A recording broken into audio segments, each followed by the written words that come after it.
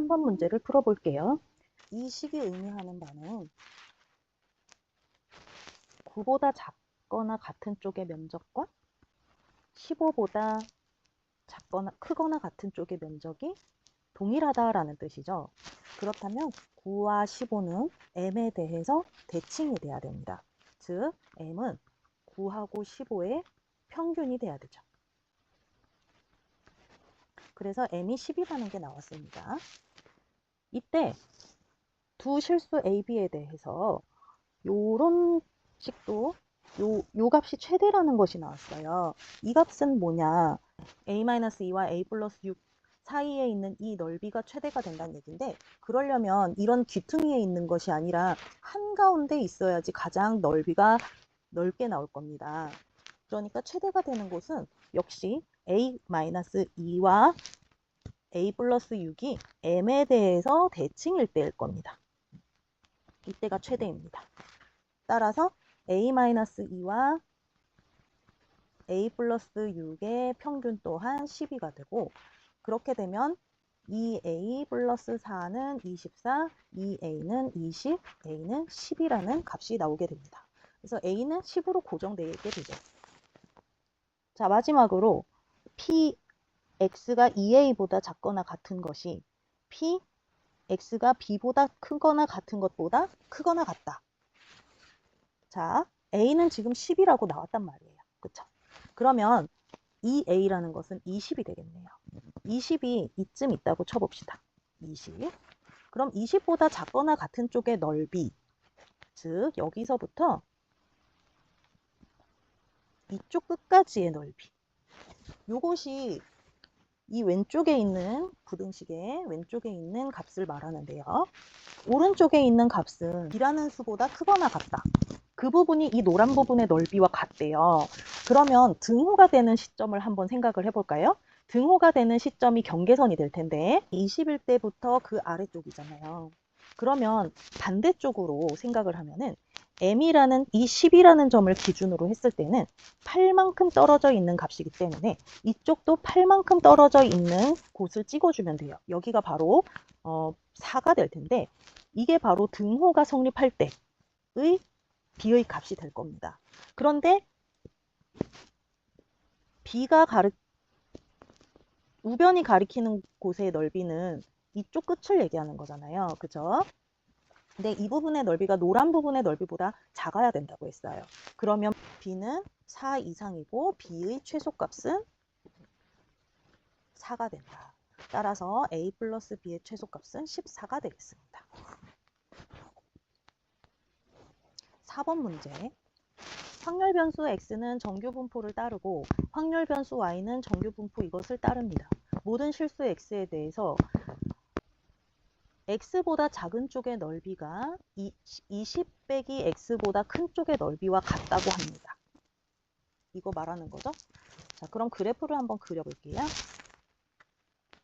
자, 요게 x가 따르는 확률 분포의 확률 밀도 함수입니다.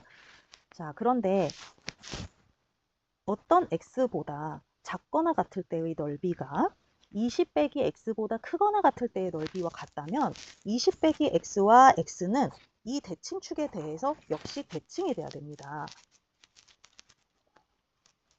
그러므로 이 중간에 있는 m값은 x와 20 빼기 x의 중간 지점, 평균이 되는 것이죠. 그래서 10하고 나옵니다. 이번에는 y에 대해서 한번 알아볼게요. y는 EM이 평균이에요. m은 10이니까 EM은 20이죠. y의 표준 편차는 2시그마가 되어서 x의 표준 편차보다 큽니다. 그러면 높이는 낮고 경사는 완만해지는 그런 곡선이 나올 거예요. 그럼 그것이 한 이 정도 된다고 해볼게요. 자, 이게 y가 따른다고 생각을 해봅시다. 이때 y는 40 이상일 확률이 0.0228이라고 했습니다. 자, 여기가 10이고 여기가 20이면 한 이쯤이 0이 될 거고 40은 한 이쯤 있겠네요. 자, 40보다 크거나 같을 확률이 0.0228이래요. 이 넓이가.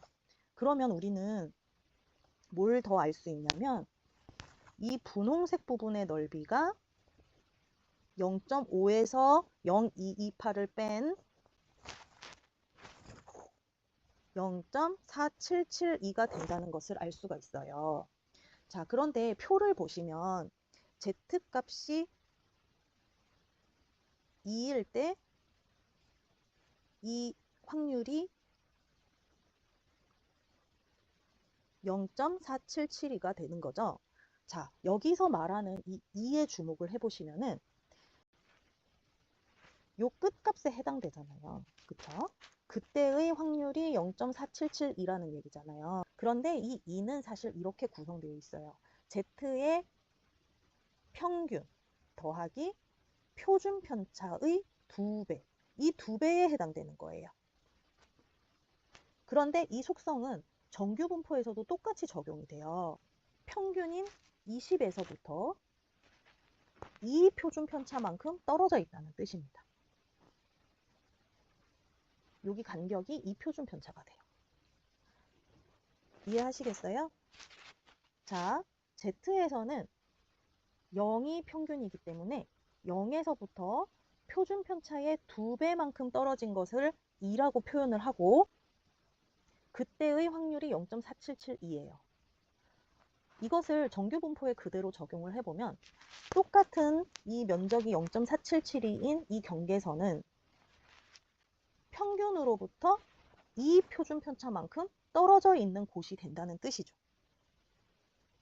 이해하셨죠? 2배의 이 시그마를 한 것이 바로 40에서 20을 뺀 20이라는 간격이 나옵니다. 그러면 시그마는 5가 되겠죠. 이 얘기는 x의 표준 편차가 5고 y의 표준 편차는 10이라는 뜻입니다. x가 5보다 작다라는 것은 바로 여기가 10이니까 여기쯤 되겠어요. 5가. 5보다 작은 쪽이라는 것은 자, 이제 이 5가 Z에서는 어떤 값으로 대응되는지를 알아야 되는데 자, 우리는 평균이 10이었고요. 표준 편차가 5였습니다. 그래서 5까지의 이 간격을 보시면 5가 되잖아요. 바로 1 표준 편차가 되는 것이에요. 이 간격이. 1 표준 편차에 해당되는 이 넓이는 표준 정규 분포표에서는 1에 해당되는 이 넓이가 됩니다. 0.3413. 따라서 우리가 구하고 싶은 이쪽 부분의 넓이는요. 0.5에서 0.3413을 뺀 0.1587이 됩니다. 답은 0.1587. 선생님이 요걸 보고 있네요. 이걸 보나 저걸 보나 똑같죠?